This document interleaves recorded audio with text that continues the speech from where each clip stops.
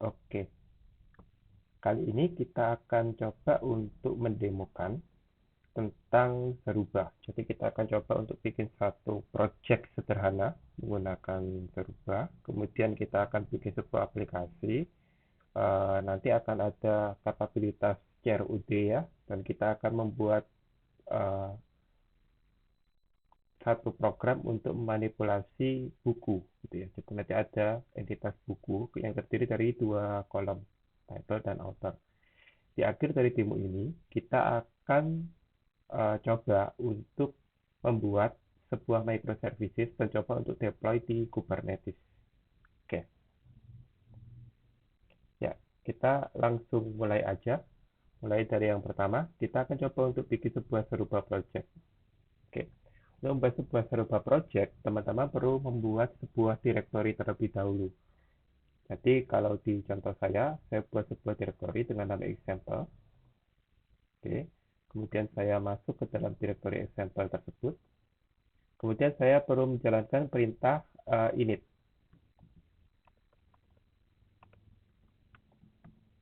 Seperti ini ya.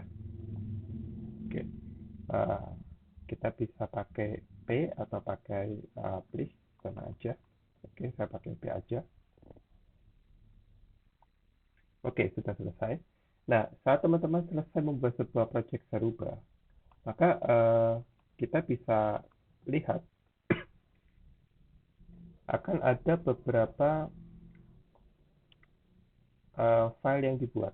Oke, saya coba untuk post all dulu. Oke, yang pertama di sini akan ada sebuah index file ya. Oke, nah itu sebuah index file yang mana di dalamnya itu ada komen-komen yang bisa kita jalankan.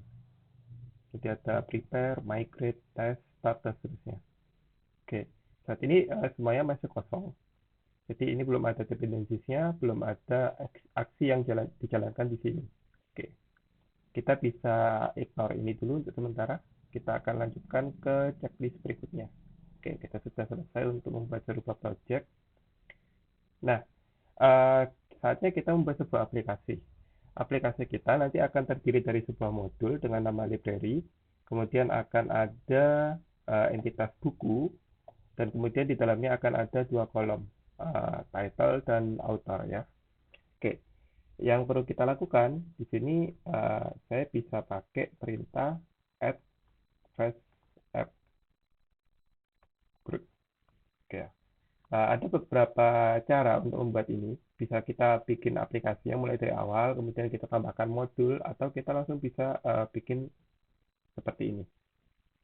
Nah, waktu kita pakai komen ini, dia bakal ngebikinin satu aplikasi lengkap dengan modul dan entitas yang diperlukan, serta kolom-kolom yang dibutuhkan juga.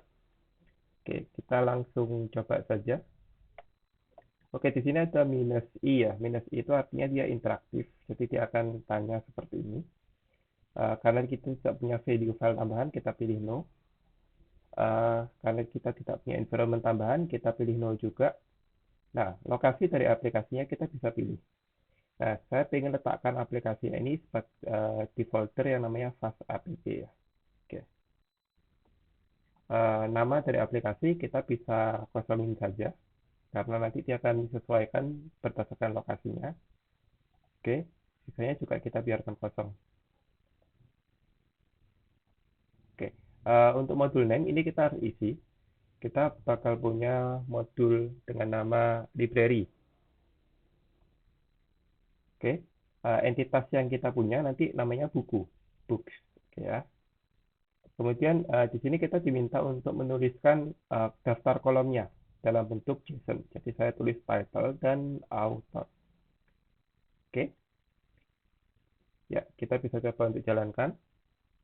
Nah, teman-teman bisa lihat pada saat yang sama si Garuba akan coba untuk bikinin sebuah aplikasi berbasis REST API ya, pakai Python.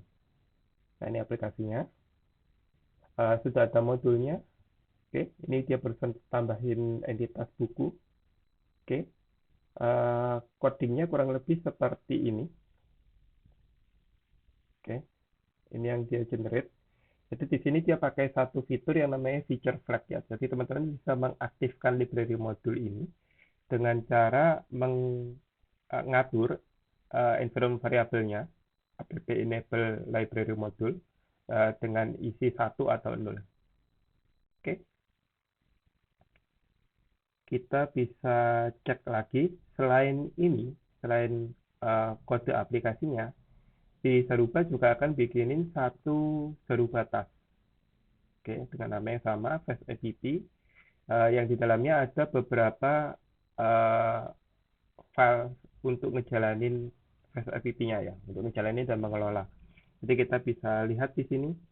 Sini ada start Fast App, prepare, test, dan seterusnya.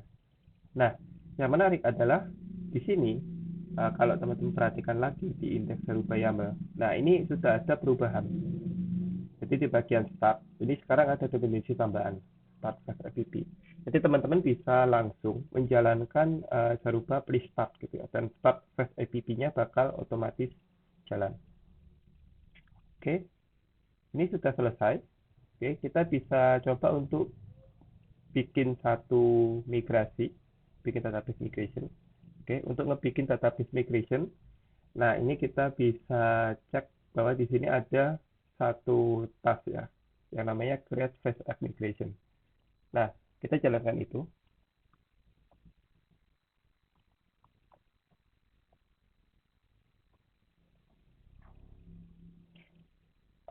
Dia akan coba untuk bikin environment, virtual environment, kemudian dia akan buat migrationnya menggunakan Alembic. Jadi kita bisa cek lagi di sini. Ini ada satu tambahan ya, version. Oke, kita coba untuk lihat besar yang ini ya. Nah, ini adalah migration yang kita punya. Jadi di sini ada tabel buku, kemudian ada kolom-kolom yang kita punya tadi, kemudian ada book author-nya. Nah, di sini kita bisa tambahkan sebuah kondisi. Jadi kita ingin migrasi ini hanya akan jalan kalau modul library-nya aktif. Nah, kita bisa contek dari logic di yang sebelumnya. Oke. Nah, ini ada tambahan logic ya, or ya. Oke, saya bisa kopikan ke sini. Nah, jadi saya ingin migrasi ini hanya akan jalan jika migration run all ini diset tidak sama dengan 0, atau enable library modulnya diset tidak sama dengan 0. Jadi kita bisa lihat tadi di sini ada environment variable. Oke, enable library module. Ini awalnya dari sini. Oke, kita bisa ubah sedikit di sini. Oke, jadi kalau library modulnya tidak sama dengan 0, atau migration run all-nya tidak sama dengan 0, maka ini akan jalan. Oke. Nah, oke, kita bisa simpan dulu ini. Ini penting karena nanti kita akan jalanin aplikasi kita sebagai microservices ya. Jadi bisa apa namanya? Bisa mengaktifkan modul tertentu atau menonaktifkan modul tertentu. Oke. Kita bisa coba untuk jalankan. Saruba P start.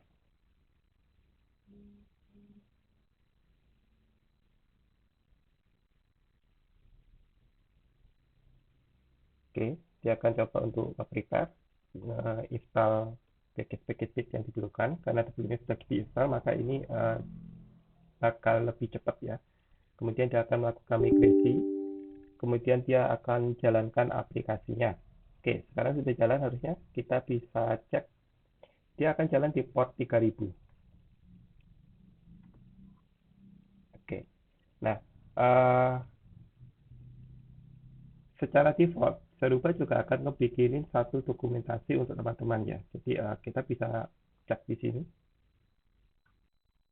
Oke, di sini ada petunjuk untuk ngejalaninnya, atau teman-teman juga bisa jalanin walaupun nggak pakai Saruba.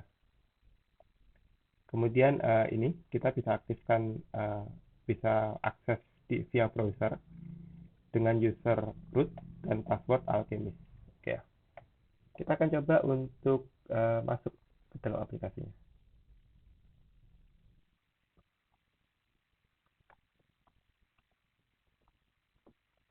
Oke, kita sudah masuk. Teman-teman bisa ubah username untuk username dan passwordnya dari sini ya. Ini bisa diubah kalau mau. Oke. Kemudian kita bisa langsung masuk ke books. Oke. Nah, kita bisa coba untuk tambahkan buku.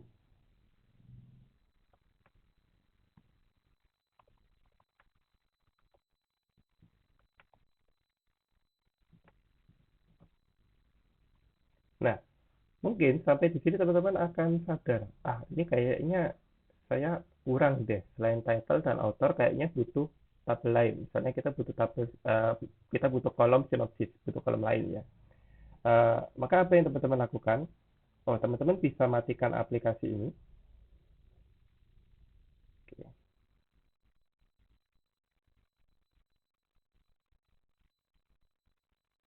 Kita akan tambahkan kolom sinopsis di entitas buku. Jadi yang menarik dari Garuba adalah dia mengantisipasi perubahan gitu. Bahwa yang namanya sebuah aplikasi itu pasti akan berubah, tidak mungkin dia statis gitu. Oke, jadi kita akan coba untuk bikin tambahan.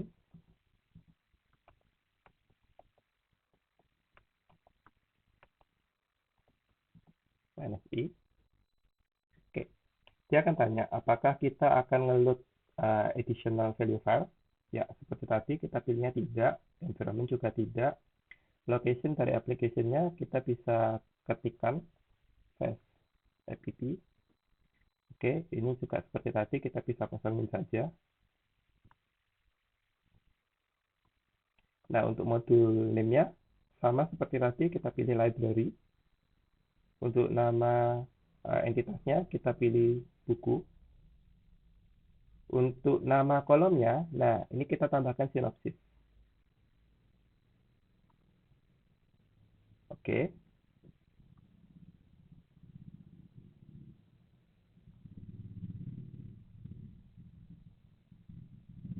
Yap. Lagi-lagi kita akan coba untuk bikin migrasinya ya.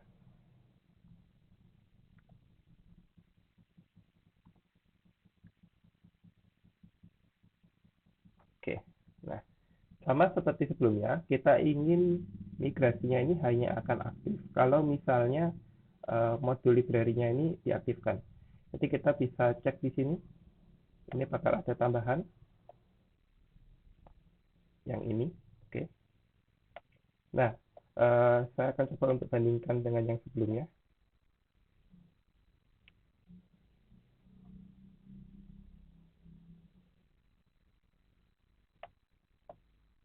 Oke ya. Nah, saya akan tambahkan logic yang sama di sini.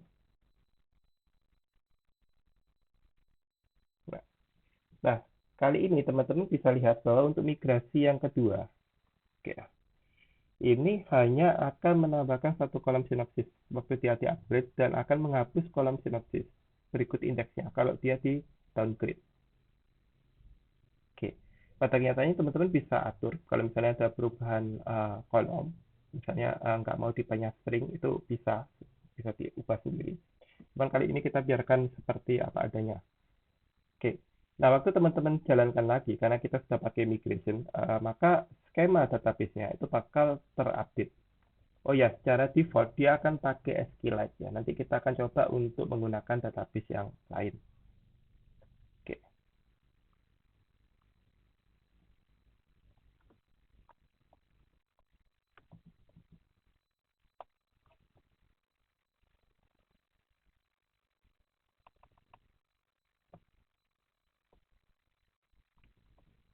Oke, kita akan coba untuk running ulang aplikasinya.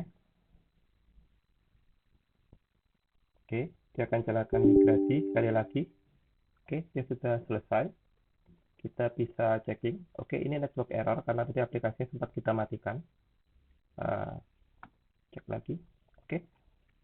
Nah, kita bisa lihat di sini sudah ada tambahan ya, title, author, synopsis. Ya, kita bisa add di sini. Untuk title kita bisa pilih tadi Doraemon ya. Oke. Autornya Fujiko Fujio.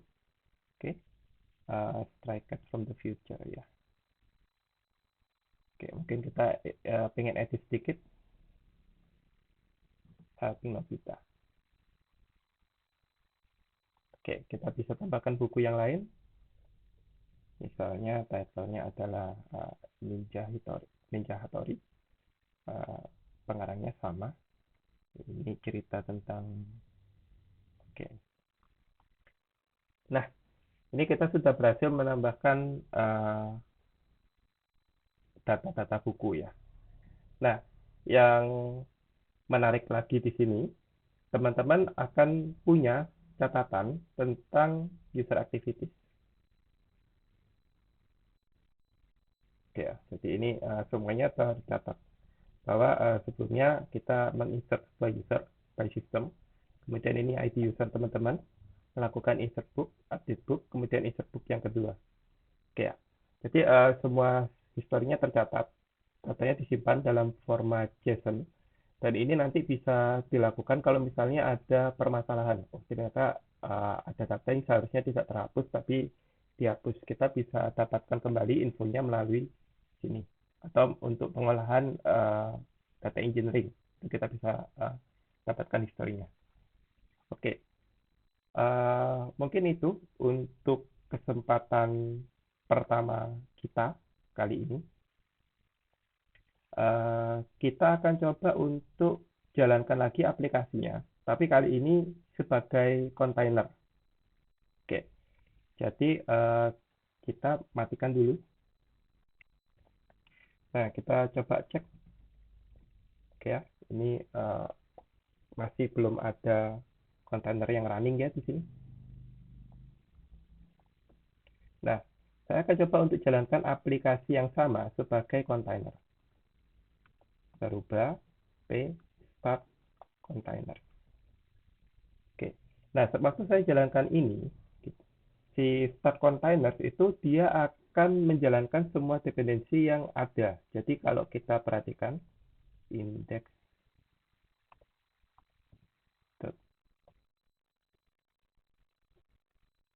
nah ini kita punya start container ya, yang mana dia akan menjalankan start fast app container. Start fast app container itu pada dasarnya menjalankan kontainer fast app. Oke, jadi kita bisa cek di bagian sini. Oke, fast app container, yang mana ini depends ke build dulu ya. Jadi nanti teman-teman bisa lihat bahwa sebelum ini jalan, dia akan lakukan build dulu. Oke. Ya. Jadi kita bisa coba aja langsung.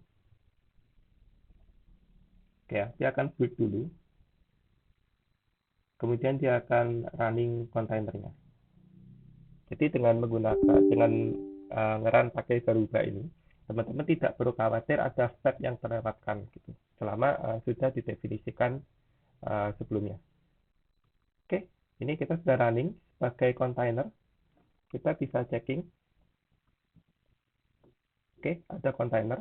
Runningnya di port 3000. Oke ya. Yang mana port 3000-nya itu mengarah ke port 3000 pada host. Gitu. Kita bisa cek lagi.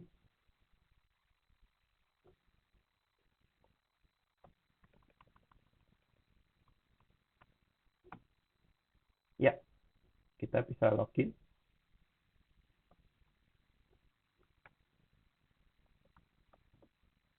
Oke, kita bisa masuk ke library, buku, kemudian kita tambahkan.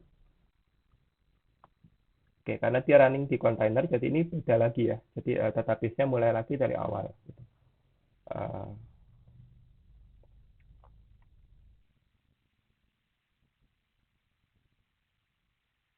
Oke, selesai.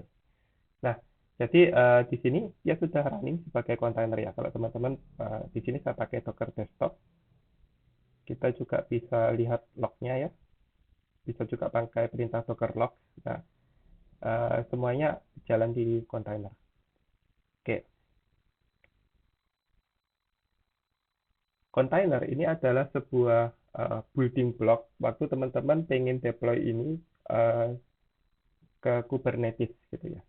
Jadi nanti si kontainer itu akan di wrap dalam uh, pod dalam deployment, uh, pod replica set deployment, yang nanti dia bisa dilakukan scale up sama scale down itu secara otomatis. Tapi untuk demo kali ini kita berhenti sampai di sini dulu. Kita akan lanjutkan di demo selanjutnya. Terima kasih.